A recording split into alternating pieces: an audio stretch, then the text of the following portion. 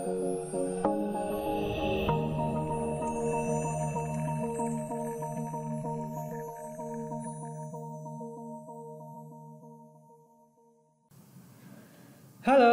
jumpa lagi di Oke Design Channel.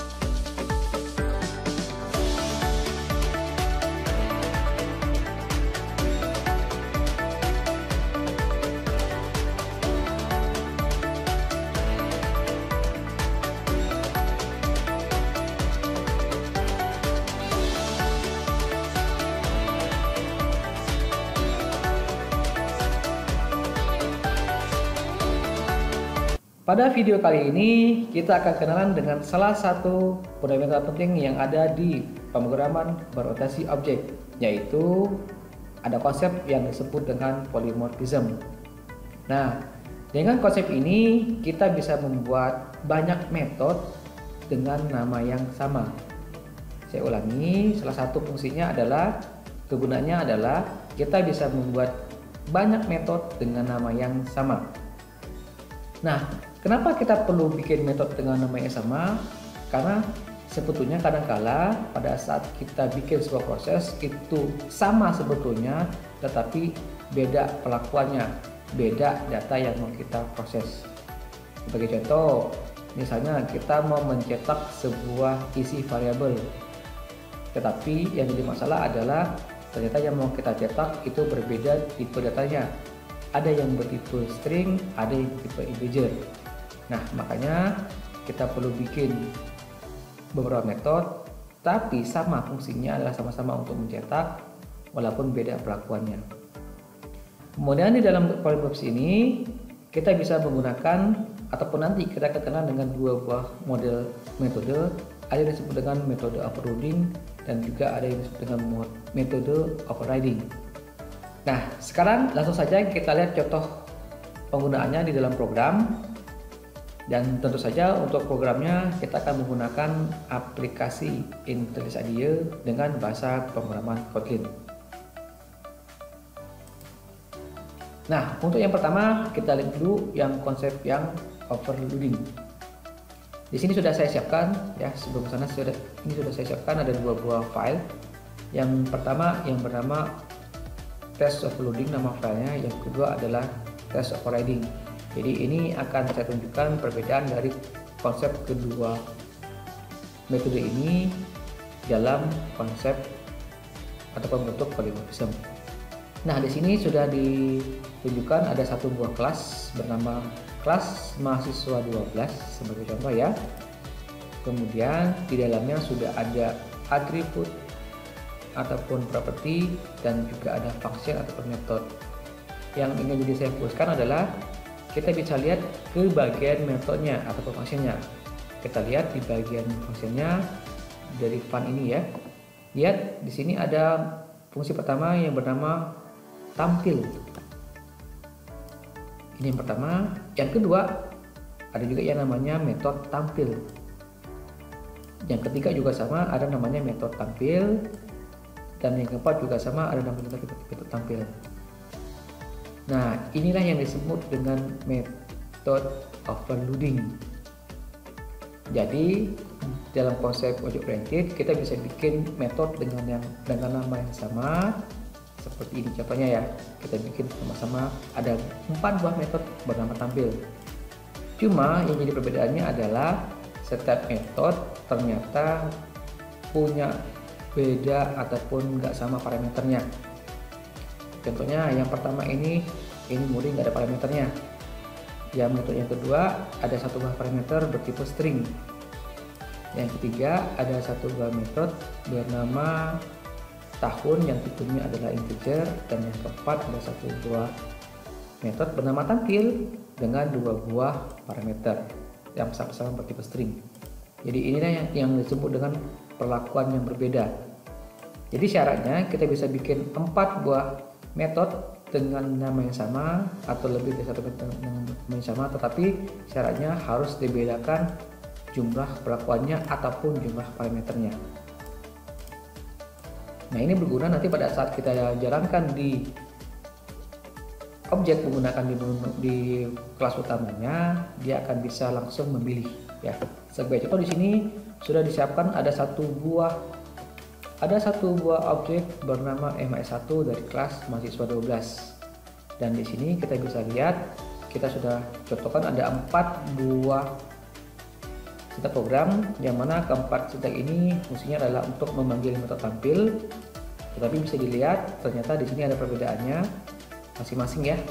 Kalau yang pertama ini akan memanggil metode tampil tanpa parameter, yang kedua panggil juga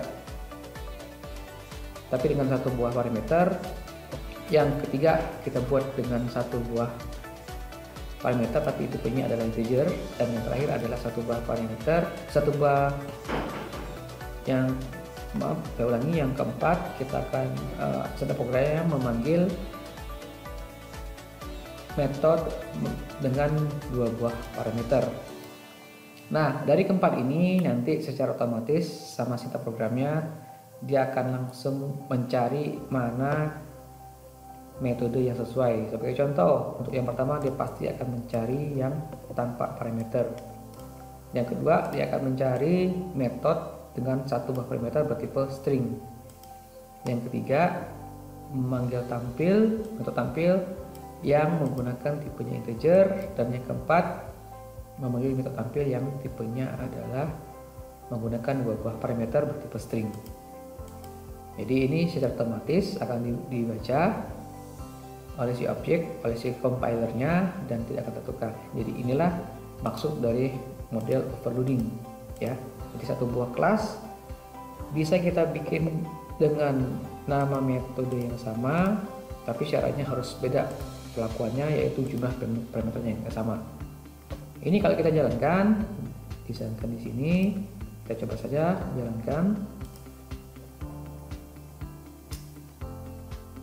Nah, munculnya seperti ini. Jadi kita bisa lihat yang pertama muncul perintah hi, dia akan baca bagian yang ini, kemudian muncul kami mahasiswa ya, dia muncul yang SQL Madhur karena pas yang kedua dia baca metode tampil menggunakan satu parameter, dia baca yang ini, muncullah tulisannya kami mahasiswa. Dari sini dapat angkanya ya, datanya dari sini. Yang berikutnya dan yang ketiga muncul tampil untuk tahunnya, dibaca yang ini. Yang keempat terakhir dengan 2 nama, 2 data ya, yang dikirim 2 data masuk ke sini. Oke, ini contoh dari penggunaan overloading.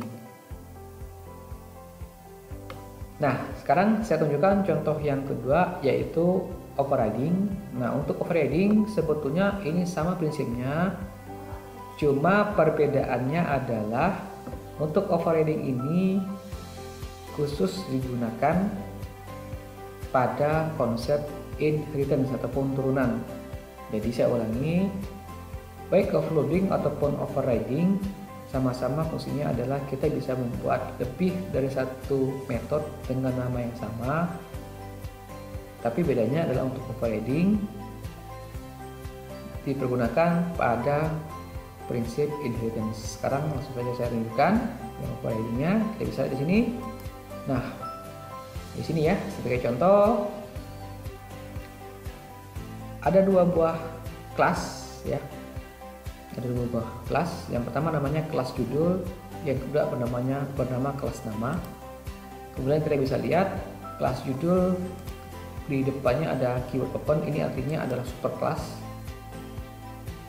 Dan kita lihat yang berikutnya di kelas nama ada perintah seperti ini, nama titik judul, ini artinya kelas nama adalah subclass dari kelas judul ataupun anak dari kelas judul. Nah, kita lihat di sini di kelas judul yang paling pokoknya yang mau saya tunjukkan dengan materi hari ini bahwa di kelas judul ini ada satu buah metode bernama tampil. Nah, kemudian di kelas nama juga ada satu buah metode bernama tampil. Sama-sama tampil ya. Nah, ini yang disebut dengan konsep ataupun metode overriding. Kita bisa bikin nama metodenya namanya sama di beda kelas yang berbeda dengan konsep turunan. Cuman bedanya yang harus diperhatikan juga, di superclassnya harus ditambah keywordnya open, dan di subclassnya harus ditambahkan perintah overriding ya. Ini artinya adalah untuk membaca ataupun memanggil metode yang ada di kelas utamanya ya, kelas supernya. Jadi dia bisa membaca, bisa meminjam namanya. Ini sama-sama mau menampilkan tetapi beda hasilnya gitu ya. Jadi kalau kita jalankan di sini, lihat di kelas utamanya ada dua buah objek, ada judul, dari kelas judul ada objek nama dari kelas nama, dan kedua objek ini dia sama-sama memakai metode tampil tetapi tujuannya beda kelas ya. Ini untuk baca kelas judul, ini untuk baca kelas nama ini. Oke, kira-kira demikianlah contoh penggunaan dari metode overloading ataupun metode overriding.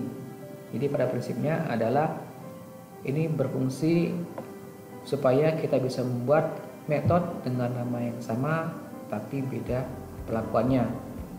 Jadi sekali lagi prinsipnya kadang ini diperlukan. Kenapa? Karena kadangkala sebetulnya apa yang mau diproses itu sama hasilnya tetapi beda yang mau ditampilkan ataupun apa yang mau diproses. Oke, demikian, mudah-mudahan ada manfaat untuk kita semua. Terima kasih atas perhatiannya dan sampai jumpa lagi. Bye.